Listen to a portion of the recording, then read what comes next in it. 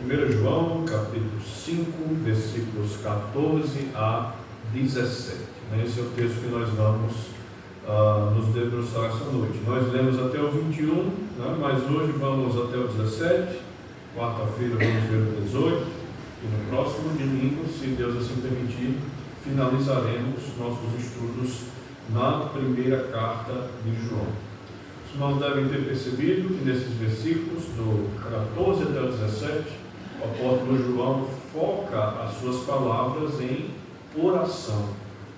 E é sobre isso que nós vamos falar essa noite. Diante do que o apóstolo João nos escreve aqui, nós devemos ter certeza de que Deus responderá às nossas orações. Eu queria começar essa noite relembrando a vida do profeta Jeremias. Nós fizemos várias leituras no livro de Jeremias, no decorrer do tempo. Então, por intermédio do profeta Jeremias, o Senhor disse ao povo de Israel o seguinte: maldito é o homem que confia nos homens, que faz da humanidade mortal a sua força, mas cujo coração se afasta do Senhor. Jeremias escreveu isso no capítulo 17, versículo 15. Essas eram as palavras do Senhor ao povo de Judá. E o povo de Judá estava justamente caindo nesse pecado que Jeremias fala nesse versículo: confiar mais na mão, na força, no poder dos homens do que no poder de Deus. Então veja, esse era o retrato dos judeus que estavam vendo as nações inimigas ao seu redor avançando com seus exércitos contra a terra de Judá, contra Jerusalém. Mas eles viam toda essa situação, eles já tinham presenciado o reino do norte, o reino de Israel, cair diante da mão de um desses inimigos estrangeiros. Eles viam tudo isso, viam os exércitos chegando até eles, mas eles não colocavam as suas esperanças no Senhor, mas na força dos seus guerreiros. Eles não colocavam esperança no Senhor, mas no poder dos exércitos dos aliados militares, as nações vizinhas. Então a Babilônia estava avançando contra Jerusalém. Então o rei de Judá, ele manda o emissário à Síria, ele manda o emissário ao Egito buscando ajuda. Ele confia na força dos aliados militares. Eles também confiaram na astúcia dos seus acordos políticos. Chegou até Jerusalém a notícia de que o exército da Babilônia estava chegando. O que é que o rei faz? Vamos mandar um emissário, vamos mandar alguém para entrar em contato com o exército, para tentar apaziguar toda essa calamidade. Então o povo de Judá, ele se negou a buscar o auxílio do Senhor quando os exércitos inimigos estavam prestes a invadi-los. Em outras palavras, eles não rogaram pelas misericórdias de Deus em oração, não se arrependeram dos seus pecados e não deram a mínima para o verdadeiro Deus, que estava constantemente falando com eles por intermédio, primeiro de Isaías, depois de Jeremias, depois de Ezequiel, depois de Daniel. Tantos profetas que se levantaram durante o período para levar ao reino de Judá uma palavra de arrependimento, mas eles ignoraram. Jeremias foi fortemente utilizado pelo Senhor durante esse período. Jeremias falava aos reis, falava ao povo, falava aos sacerdotes, tudo que Deus o havia mandado dizer, mas ninguém dava ouvidos. O povo de Israel, naquele período, confiou mais na mão dos homens, fez da humanidade mortal a sua força, e nós sabemos a história, sabemos qual foi o destino deles. Irmãos, nós hoje corremos o risco de agir da mesma forma. Quantas quantas e quantas vezes, irmãos, nós não buscamos o socorro, né, diante dos nossos problemas. Buscamos socorro com os nossos amigos, com os nossos vizinhos, com os nossos conhecidos, com os nossos parentes, com os nossos políticos, mas nos esquecemos de buscar socorro em oração ao Senhor. Quando nós estamos fazendo isso, nós estamos caindo no mesmo erro que os israelitas no passado. Estamos caindo no mesmo problema que Isaías falou, que Jeremias falou: maldito é o homem que confia nos homens, que faz da humanidade mortal a sua força. Quando Deus é a última opção, quando Deus não passa na sua mente na hora de buscar por socorro, nós estamos agindo assim, né? Caminhando para a maldição, porque maldito é o homem que confia nos homens. E veja, João tem muito a nos ensinar sobre isso nesses versículos que nós lemos aqui, versículos 14 até o 17, porque João nos mostra aqui que nós devemos ter certeza de que Deus nos ouve e que Deus responde às nossas orações. E ele nos mostra isso por meio de 3 bênçãos, que ele vai descrever nos versículos 14 e 17, bênçãos que nós encontramos por intermédio da oração. Primeira bênção que nós encontramos por intermédio da oração é acesso a Deus. Nós, mediante oração, podemos chegar à presença de Deus, podemos nos prostrar diante de Deus, porque Deus é Espírito, Deus está em todo lugar. Então, por meio da oração, Ele nos orienta a entrar até a sua presença e rogar a Ele pelas coisas que necessitamos. Veja comigo aí o versículo 14. Esta é a confiança que temos para com Ele, que se pedirmos alguma coisa segundo a sua vontade, Ele nos ouve. Deus nos ouve. Veja, João está descrevendo aqui uma confiança poderosa, a confiança de podermos com grande ousadia entrar na presença de Deus por meio da oração.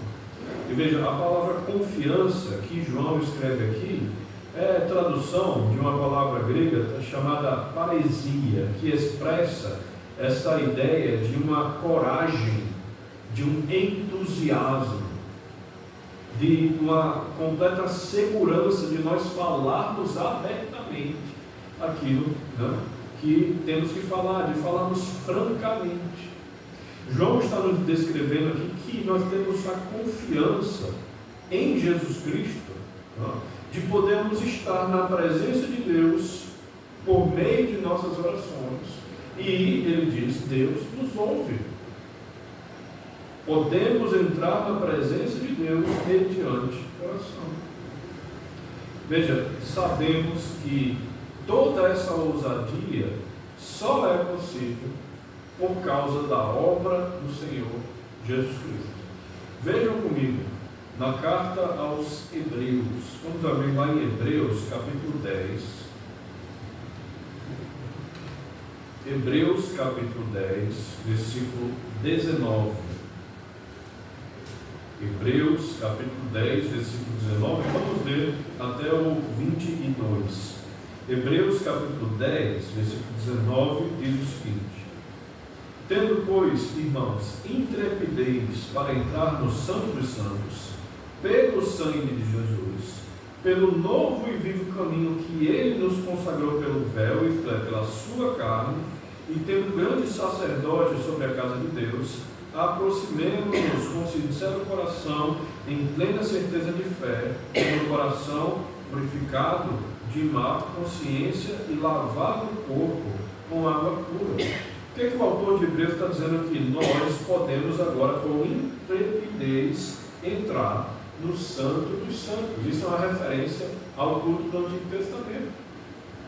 O tabernáculo do deserto, depois o templo de Jerusalém, tem essa configuração, uma sala ampla em que os sacerdotes podiam entrar nela, e dentro dessa sala mais recuada, o que é chamado de Santo dos Santos.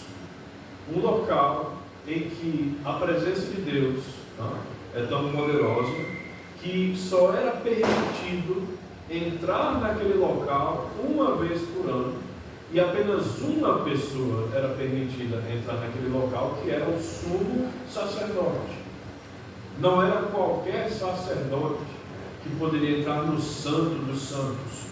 O autor de Hebreus, sabendo disso, ele diz: hoje, com intrepidez, nós podemos entrar no Santo dos Santos pelo sangue de Jesus. A ideia no Antigo Testamento é que quando você entrava no Santo dos Santos, ou melhor dizendo, quando o sumo sacerdote, uma vez por ano, entrava no Santo dos Santos, ele estava na presença de Deus. Essa era a ideia da mentalidade dos judeus no Antigo Testamento. E agora o autor de Hebreus diz: pelo sangue de Jesus, nós, eu, você, nós podemos entrar no Santo dos Santos. Como que nós fazemos isso? Oração. É por meio da oração que nós adentramos ao Santo dos Santos, é por meio da oração, nós entramos na presença de Deus com intrepidez, com ousadia, porque Jesus derramou o seu sangue.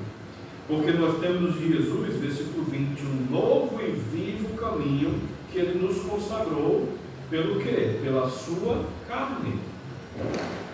O sacrifício de Cristo na cruz, o sangue de Cristo derramado, nos permite acesso ao Pai, coisa que os judeus sequer imaginavam, coisas que os judeus ansiavam por ter. Nós temos livre acesso ao Pai por meio de oração. Então essa é a primeira bênção, acesso a Deus mediante oração.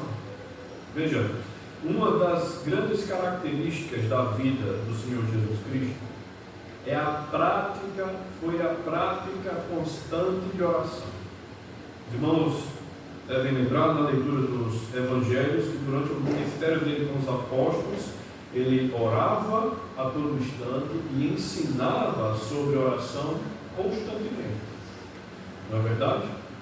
O que temos nessa passagem que nós estamos estudando lá em 1 João, nada mais é do que João replicando os ensinos que ele próprio teve com a pessoa do Senhor Jesus.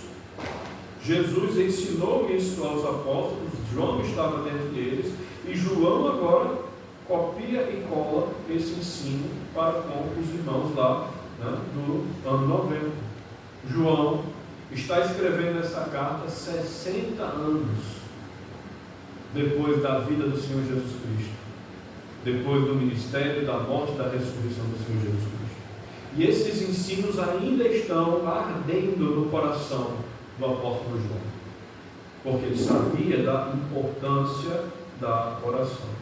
Jesus ensinou seus discípulos que deveriam orar em seu nome, orar no nome de Jesus. Ele ensinou que a resposta da oração vem daquele que é escolhido por Deus para ir e dar bons frutos.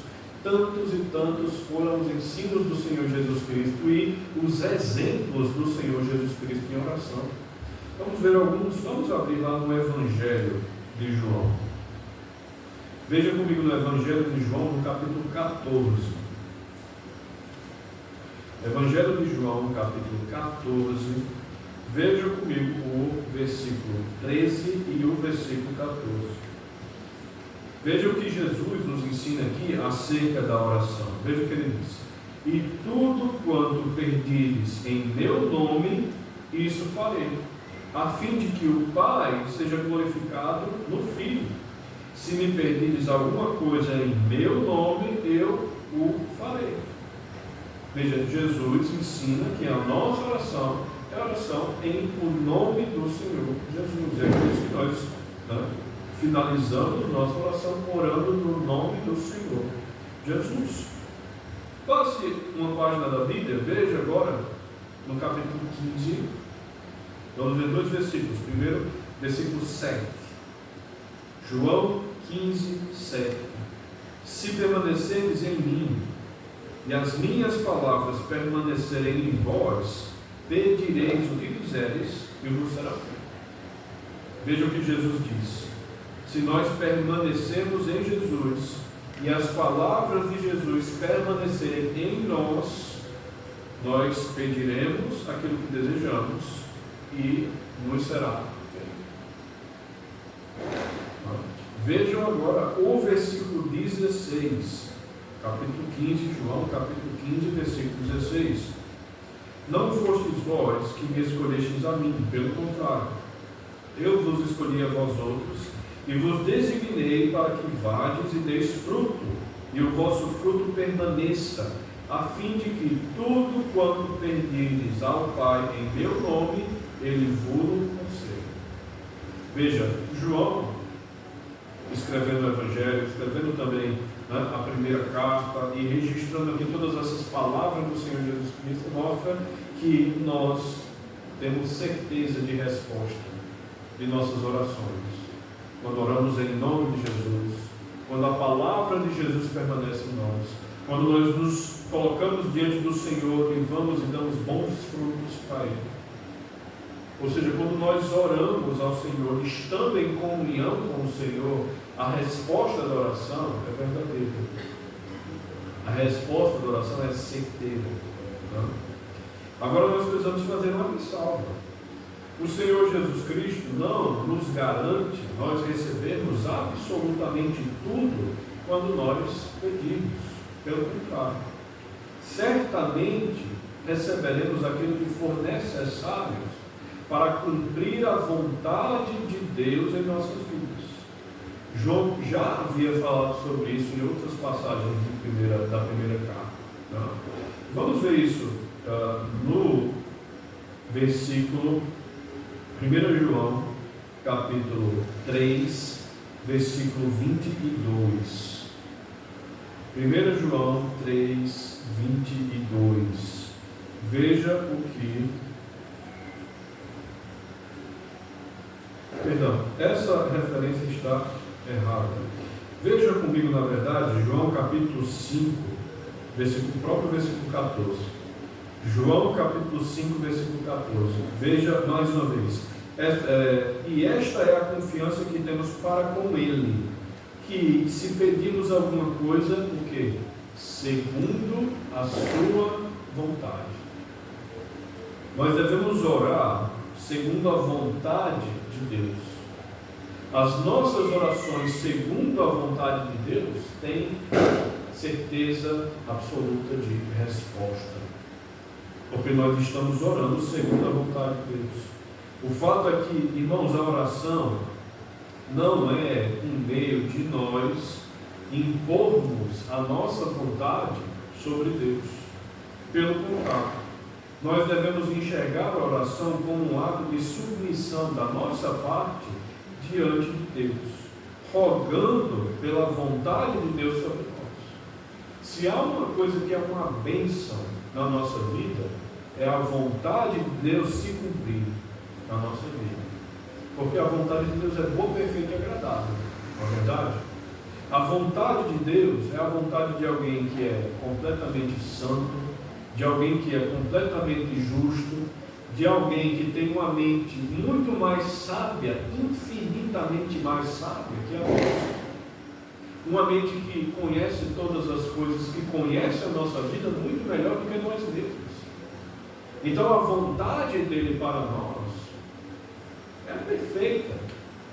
Nós devemos nos submeter à vontade de Deus. Então nossa oração é segundo a vontade de Deus. Nós devemos orar para que a vontade de Deus se estabeleça nas nossas vidas, porque nós não temos poder em nossas palavras, não temos poder em nós mesmos para querer estabelecer a nossa vontade contra a vontade de Deus. Quando nós oramos dessa forma, quando nós oramos segundo a vontade de Deus, nós temos certeza de que nós não estamos falando ao vento. João diz: se pedirmos alguma coisa segundo a sua vontade, Ele nos ouve. Não estamos falando ao vento. Deus nos ouve e Ele nos ouve favoravelmente. Ele nos ouve e diz: amém. Que assim seja feito. Porque estamos orando segundo a vontade de Deus e não segundo a nossa vontade. Então, uma primeira aplicação para nós nesse texto é que nós devemos rogar em oração para que a vontade de Deus seja feita em nossas vidas. E que maior exemplo disso, irmãos, nós temos do que do próprio Senhor Jesus Cristo. Veja comigo no Evangelho de Mateus, no capítulo 26. Mateus capítulo 26, versículo 39. Mateus capítulo 26, versículo 39. Veja, Jesus orando ao Pai, orando diante da dor e do sofrimento que ele passaria logo mais na sua crucificação. E em Mateus 26, 39 ele diz: adiantando-se um pouco, prostrou-se sobre o seu rosto, orando e dizendo, a oração do Senhor Jesus: meu Pai, se possível, passe de mim este cálice, todavia, não seja como eu quero, e sim como tu queres. Veja o grande ensino, o grande exemplo do Senhor Jesus Cristo aqui. Ele sabia muito bem o que iria acontecer. Os anciãos judeus, junto com autoridades romanas, chegariam até eles. Jesus seria preso. Jesus seria interrogado pelos sinédrios dos judeus. Depois levariam ele para as autoridades romanas. Ele seria julgado diante de Pilatos. Jesus seria humilhado no seu trajeto até o monte da crucificação. Jesus seria crucificado, sofreria todo o escárnio, toda a dor da crucificação, humilhado naquela pena que era considerada a mais terrível de todas, reservada apenas para os piores criminosos. Jesus sabe que tudo isso ia acontecer e diz: não seja como eu quero, e sim como tu queres. Veja que grandioso exemplo de humildade diante de Deus. Porque nós, irmãos, não agimos assim também. Porque nós não nos ajoelhamos diante de Deus e dizemos: Senhor, seja feita a tua vontade na minha vida, independente se a tua vontade vai doer na minha carne, vai doer no meu ego, vai doer na minha mente. Senhor, seja feita a tua vontade, não a minha. Irmãos, essa deve ser a nossa oração. Nós passamos por perseguição, por dor, por sofrimento, e a nossa oração deve ser: Senhor, seja feita a tua vontade. Nós nos ajoelhando diante do Senhor, dizendo: Senhor, seja feita a tua vontade. Por que nós podemos fazer isso? Porque nós temos acesso a Deus mediante a oração. Uma segunda bênção que nós encontramos no Senhor por meio da oração está ligada à primeira. Se a primeira é acesso a Deus, ou seja, se Deus nos ouve, a segunda bênção é o quê? A resposta de Deus.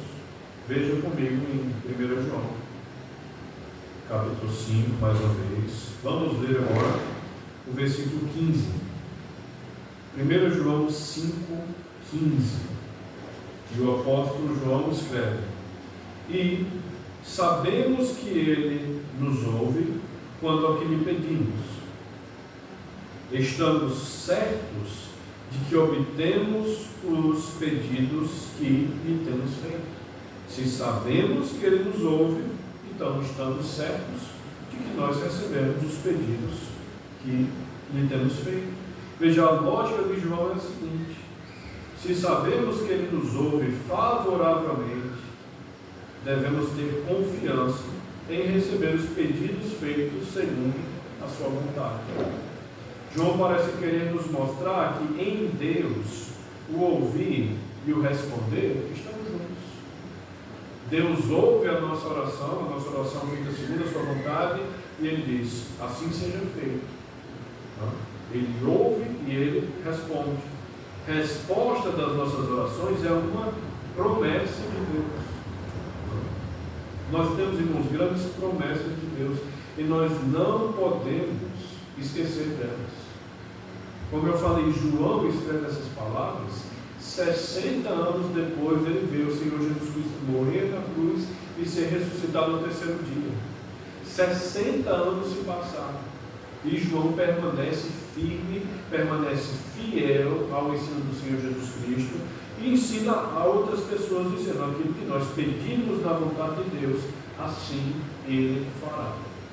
Assim como o Senhor Jesus Cristo nos ensinou a orarmos ao Senhor, nós hoje, tanto tempo depois, vamos continuar ensinando da mesma forma, ensinando que nós devemos ter uma vida de oração, que Deus ouve a nossa oração e que Ele responde a nossa oração. Então, aqui nós já temos uma segunda aplicação. Nós devemos nos encorajar a orar, porque sabemos que a resposta às nossas orações é certa. Veja comigo no Evangelho de Mateus, capítulo 6. Mateus capítulo 6, versículos 6 a 8.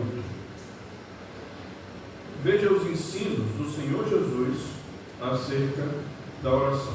Jesus disse: tu, porém, quando orares, entra no teu quarto e fecha a porta. Orarás a teu Pai que está em secreto, e teu Pai que vê em secreto te recompensará. E orando, não useis de vãs repetições, como alguns dos gentios, porque presumem que pelo seu muito falar serão ouvidos. Tá? Então, veja o que ele diz no versículo 6: o teu Pai que vê em secreto te recompensará. Deus recompensa as nossas orações, Ele responde às nossas orações. Irmãos, Deus é sábio e por isso Ele conhece as nossas reais necessidades mais do que nós mesmos. Isso deve nos encorajar a orar cada vez mais para que Ele nos dê aquilo que nós precisamos, porque é Ele que sabe aquilo que nós precisamos. Nós olhamos ao nosso redor e dizemos: talvez eu precise de uma casa maior, talvez eu precise de um carro melhor, as estradas estão muito ruins, então eu preciso de um carro grande, maior. Mas às vezes não é essa a melhor solução, não são essas as melhores soluções para os problemas que nós temos. Deus sabe disso. Deus sabe muito mais do que nós. Ele sabe o que é que nós realmente precisamos. E isso nos encoraja a orar, não pedindo presentes a Papai Noel, mas rogando para que a vontade de Deus se estabeleça em nossa vida. Rogando para que Ele nos dê aquilo que Ele sabe que é necessário para a nossa vida. A oração deve ser também persistente. Se nós oramos em busca de suprir necessidades, seja nossas, seja da nossa família, seja da nossa igreja, necessidades que estão de acordo com a vontade do Pai, nós devemos orar com persistência. E uma vida de oração, irmãos, ela pode ser comparada com uma corrida. Existem várias categorias de corridas. Então, existe aquela corrida de 100 metros rasos, a pessoa corre realmente 100 metros e acaba a linha de chegada. Existem maratonas, as pessoas correm 40, 42 quilômetros. A prova dura horas e horas e a pessoa correndo. Cada uma dessas provas exige do velocista, do corredor, um porte físico diferente. Nos 100 metros rasos, o corredor precisa de quê? De uma explosão. Porque às vezes em menos de 10 segundos a prova acaba. São só 100 metros. Você precisa de uma explosão de energia, chegar até aqueles 100 metros o mais rápido possível. O atual recordista olímpico disso é aquele Usain Bolt. Fez esse percurso em 9 segundos. Uma prova que dura 9 segundos. Exige todo um preparo para explodir energia e correr rapidamente. Esse pequeno percurso de 100 metros. Agora, correr uma maratona é completamente diferente. A exigência física já é outra. Você não precisa de uma explosão de energia, não. Você precisa de persistência, de constância. Passar 1h30, 2 horas correndo 42 quilômetros. É mais do que correr daqui para Natal. 42 quilômetros, naquele passo, nem muito rápido, nem muito devagar, mas persistente. Confere que vai chegar lá depois de tantos e tantos tempos, tanto e tanto tempo de corrida. O recorde mundial desse outro tipo de categoria de corrida é de 2 horas e 35 minutos. Imagine você 2 horas e 35 minutos correndo. Você precisa de muita disposição. O preparo físico é completamente diferente.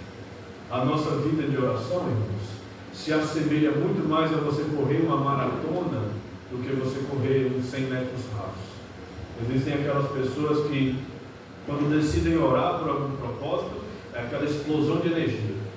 Ora 3, 4 vezes por dia, por aquilo, ora, mas depois de uma semana a oração não é respondida, depois de 15 dias a pessoa já está agoniada porque Deus não responde a oração, e está lá orando, até que a energia acaba. Às vezes, a resposta da oração vai demorar, é no tempo de Deus, não é no nosso tempo. Então, o que importa é que nós tenhamos persistência. Vamos orar persistentemente pela vontade de Deus na minha vida. Vamos orar persistentemente, constantemente, para que Deus cumpra a vontade dele na nossa vida. Muitas vezes nós agimos como o velocista dos 100 metros rasos, quando nós devemos agir como da maratona. Nós devemos manter persistente sem nos abalar com a demora.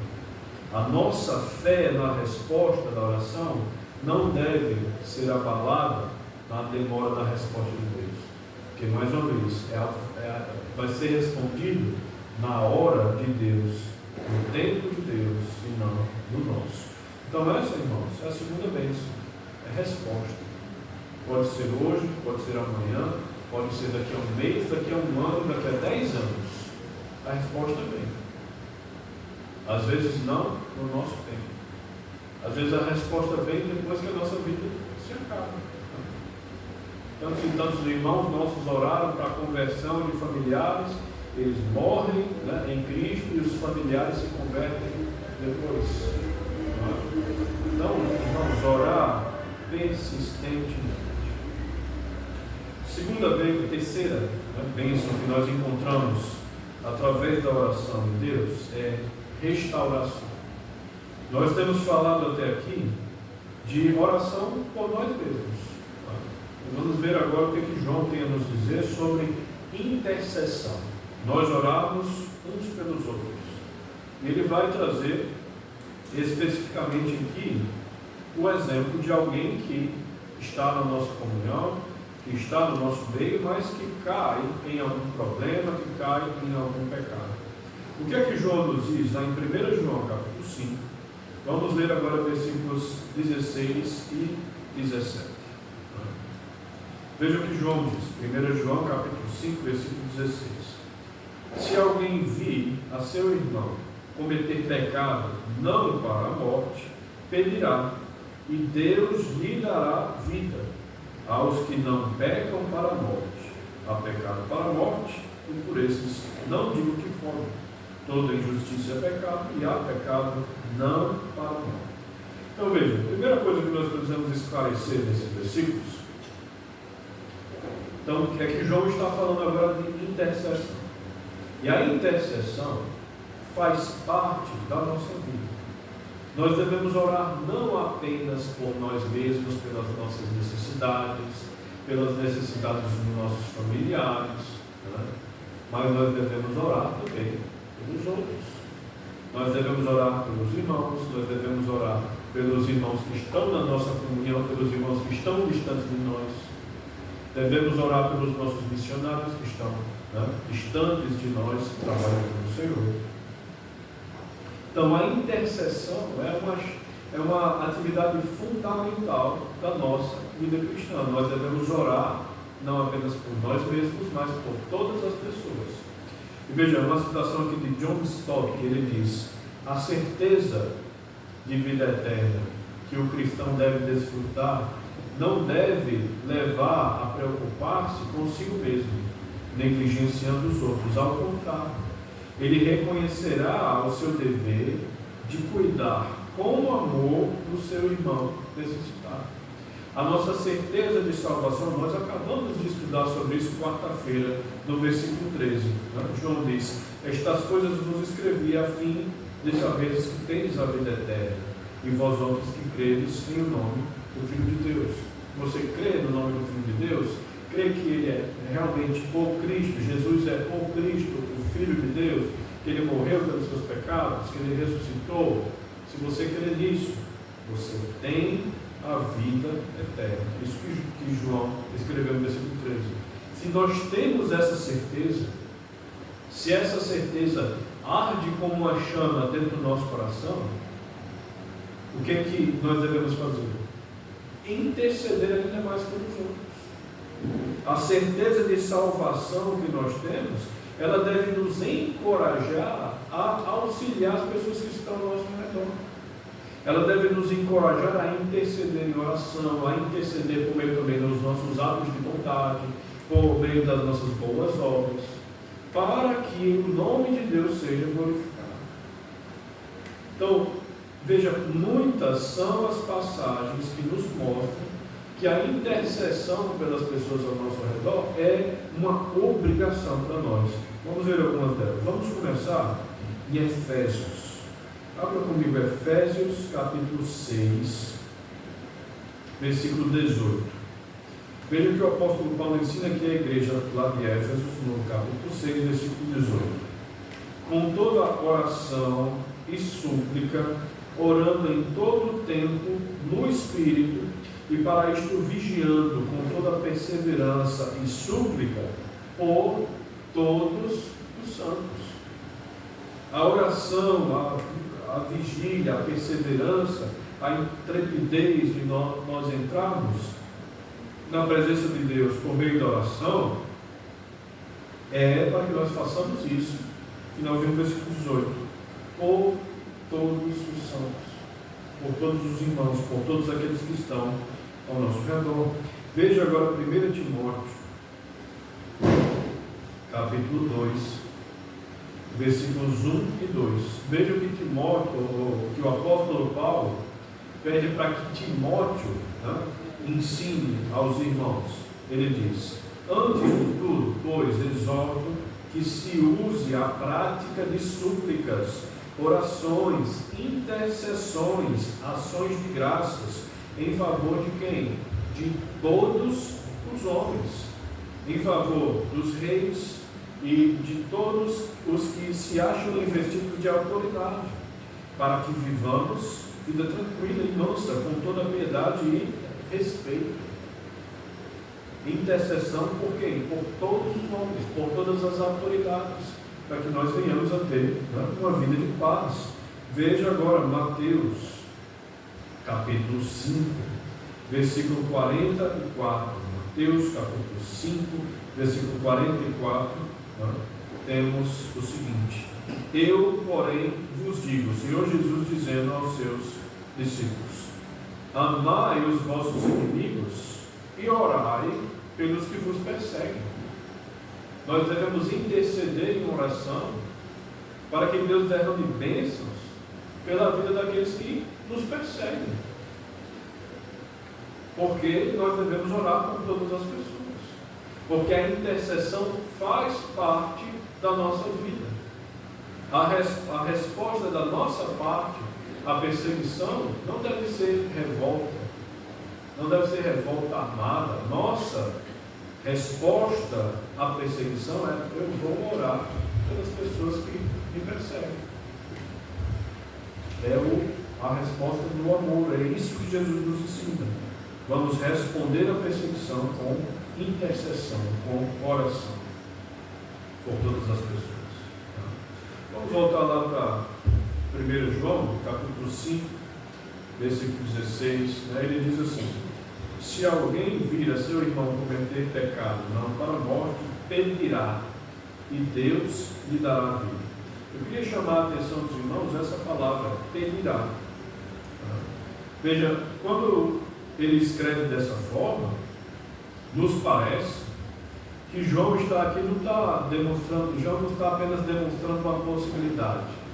Ele diz: seria bom que vocês orassem, não é? Seria interessante, vocês têm a opção de pedir a Deus. Não, ele escreve, pedirá. É uma afirmação. O que João nos dá aqui é a expectativa que Deus tem de todos nós. Diante de um irmão que comete pecado não para a morte, o que é que Deus espera da nossa parte? Que nós pediremos a Deus para que Deus lhe conceda misericórdia, para que Deus lhe dê o quê? Vida, não é isso que ele diz? Se alguém vir a seu irmão cometer pecado, não para a morte, pedirá e Deus lhe dará vida. Deus lhe dará restauração. Deus lhe dará força para superar o pecado. Deus lhe dará livramento das armadilhas do diabo. Deus lhe dará aquilo que for necessário para que você se livre desse pecado. Essa é a realidade das bênçãos que nós encontramos por meio da oração. Veja comigo em 1 Tessalonicenses, 1 Tessalonicenses, capítulo 5, versículo 14. 1 Tessalonicenses, capítulo 5, versículo 14. Vamos ver até o 17. Veja o que o apóstolo Paulo diz aqui. Exortamos-vos também, irmãos, a que admoesteis os insubmissos, consoleis os desanimados, ampareis os fracos e sejais longânimos para com todos. Evitai que alguém retribua a outrem mal por mal. Pelo contrário, segue sempre o bem entre vós e para com todos. Regozijai-vos sempre, orai sem cessar. O apóstolo Paulo nos diz aqui que a nossa resposta diante do problema, diante do pecado, é não responder mal por mal. Mas o que ele diz? Orai sem cessar. Nós devemos orar ao Senhor para que Deus restaure, para que Deus traga vida, para que Deus traga libertação do pecado. Veja, uma citação de Charles Spurgeon, ele diz: sua intercessão deve ser a mais aceitável de todas as súplicas. Enquanto serão aceitas as petições por nós mesmos, nossas súplicas pelos outros, tendo neles mais fruto do Espírito, mais amor, mais fé, mais bondade fraternal, serão, por meio do precioso mérito de Jesus, a mais doce oferta que nós poderemos dar a Deus. Então, quando nós oramos por nós mesmos, e é lícito fazer isso, nós estamos rogando a Deus pela sua vontade em nossas vidas. Mas quando nós estamos orando, intercedendo pelos irmãos, pelas pessoas que estão ao nosso redor, veja, nós estamos demonstrando nosso amor cristão para aquela pessoa. Nós estamos demonstrando a nossa bondade para com aquela pessoa. Nós estamos demonstrando o nosso carinho fraternal para com aquela pessoa. Por quê? Porque todos esses frutos do Espírito se manifestam por meio da nossa intercessão, por meio da nossa oração pelos irmãos. Então vamos orar uns pelos outros, vamos interceder uns pelos outros, principalmente quando vemos algum de nós em pecado. Vamos interceder pedindo para que Deus lhe dê, como diz João, vida, para que Deus lhe dê livramento, para que Deus lhe dê restauração, para que Deus lhe dê forças, para resistir às armadilhas do diabo. Continuando em 1 João capítulo 5, agora, finalzinho do versículo 16 e início do versículo 17, ele diz: há pecado para a morte, por esse não digo que rogue. Toda injustiça é pecado e há pecado não para a morte. Os irmãos percebem que João aqui está fazendo algum tipo de separação, de distinção entre dois tipos diferentes de pecado. Um pecado que dá para a morte e um pecado que não dá para a morte. Então veja, João fala nesse versículo, nesses termos, e ele não dá nenhum ensinamento mais profundo. Ele não explica o que é pecado para a morte e pecado não para a morte. Por que ele não faz isso? Eu acredito que porque esse talvez fosse um ensino muito comum entre eles, né, no ano 90, e que João simplesmente não precisava explicar porque eles já sabiam disso. Mas, quando nós olhamos, né, para tudo que João diz nessa carta, nós vemos que a diferença entre esse pecado que dá para a morte e o pecado que não dá para a morte é que esse pecado que dá para a morte é o pecado de permanecer fiel às heresias dos falsos mestres que estavam, né, adentrando nas igrejas. Por que é um pecado que dá para a morte? Porque é um pecado da incredulidade. É o pecado que não acredita que o Senhor Jesus é o Cristo. É o pecado daquele que não acredita que Jesus é o Messias, de que Jesus é o Filho de Deus, que Jesus realmente morreu na cruz, que foi ressuscitado na cruz ao terceiro dia. Esse é o pecado que dá para a morte. E por que ele dá para a morte? Porque é incredulidade. Quando aqueles que saem do nosso meio e que começam a professar abertamente que não acreditam mais em Jesus, que perderam o seu tempo na igreja, que não creem que Jesus é Deus, que não creem em nada que a Bíblia diz, o que é que nós podemos fazer com essas pessoas? Nada. Porque lhes falta aquilo que é fundamental, a fé. Se eles passarem esse tempo todo na comunhão dos irmãos, ouvindo a pregação da palavra, ouvindo a pregação do Evangelho, você evangeliza, você explica, a pessoa passa talvez, né, dias, semanas, meses, anos, décadas na igreja, e depois diz que não acredita mais em nada daquilo, que é que nos resta?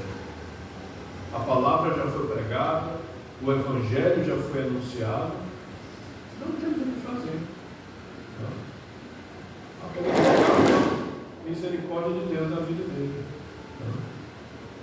Mas João diz: há pecado que não dá para a morte. Quais são esses pecados? Qualquer pecado.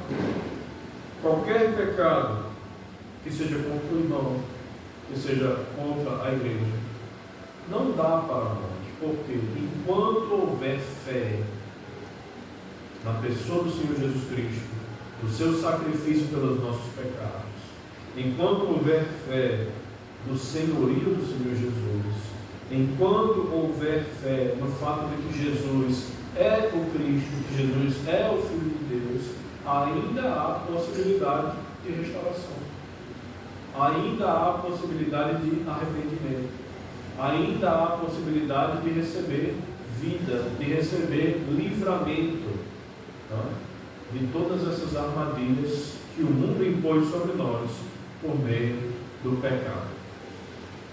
Veja em capítulo 4, 1 João capítulo 4, versículo 3. Veja o que João diz: e todo espírito que não confessa a Jesus não procede de Deus, pelo contrário, este é o espírito do anticristo, a respeito do qual tendes ouvido que vem e presentemente já está no mundo. O anticristo já atua no nosso mundo, em espírito, ainda não encarnado, ainda não como governante, né, do sistema político do nosso mundo, mas ele já atua no nosso mundo em espírito, enganando as pessoas, levando pessoas ao erro. levando pessoas a não acreditarem que Jesus é o Cristo, a não acreditarem que Jesus é o Filho de Deus. Então, se nós caímos nesse erro, simplesmente caímos pelo fato de que nós jamais fomos servos de Deus. Irmãos, nós precisamos estar sempre em intercessão uns pelos outros, para que nós possamos encontrar as bênçãos que João nos apresenta aqui nesses versículos. Existe restauração. A restauração é certa, mediante a oração ao Senhor. A intercessão, ela nos leva à bênção de restauração do irmão ou da irmã que está em pecado. Veja, se essa interpretação que eu lhes falei, de que o pecado que dá para a morte é o pecado da incredulidade, a morte a qual João diz aqui, é a morte espiritual. É a morte de ser condenado ou permanecer condenado ao inferno. As pessoas que deram ouvidos aos falsos mestres saíram da comunhão da igreja, não porque eles pecaram contra irmãos, não porque eles pecaram contra a igreja, mas eles saíram porque eles eram incrédulos.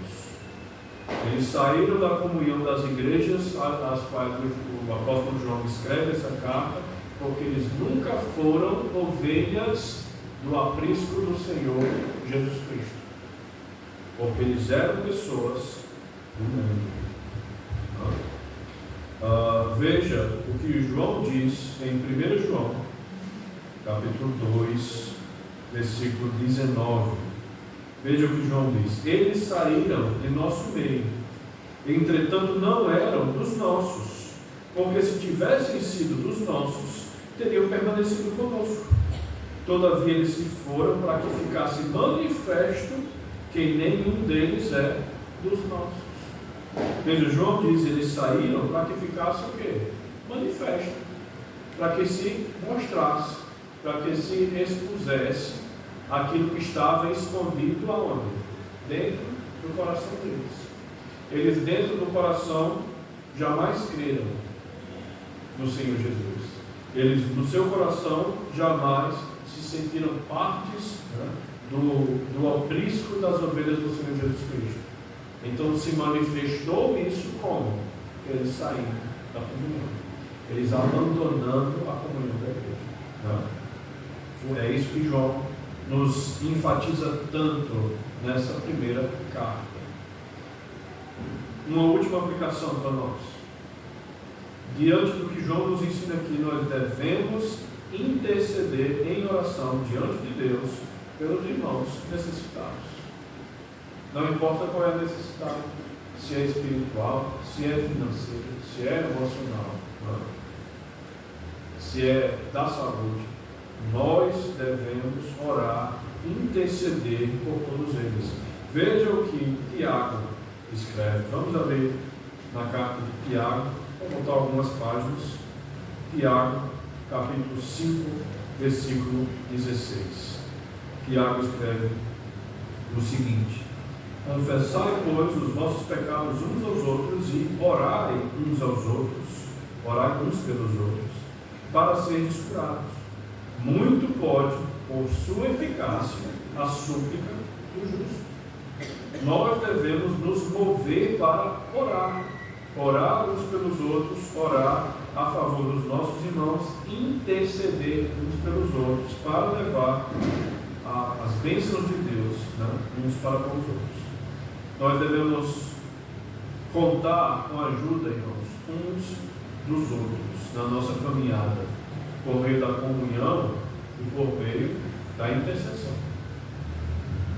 É muito bom nós estarmos reunidos, é muito bom nós compartilharmos o almoço, o jantar, o lanche, ou é muito bom nós apenas nos sentarmos ao redor uns dos outros e começarmos a cantar ao Senhor e louvar ao Senhor. Nós fizemos isso mais cedo, foi maravilhoso, isso é muito bom.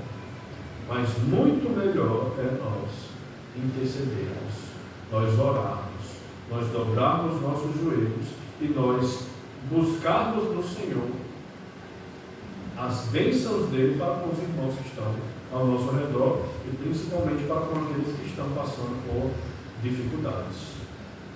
Veja, Deus nos manda orar, não para que Ele fique sabendo da nossa situação, porque Ele é onisciente, Ele sabe da nossa situação muito mais do que nós mesmos.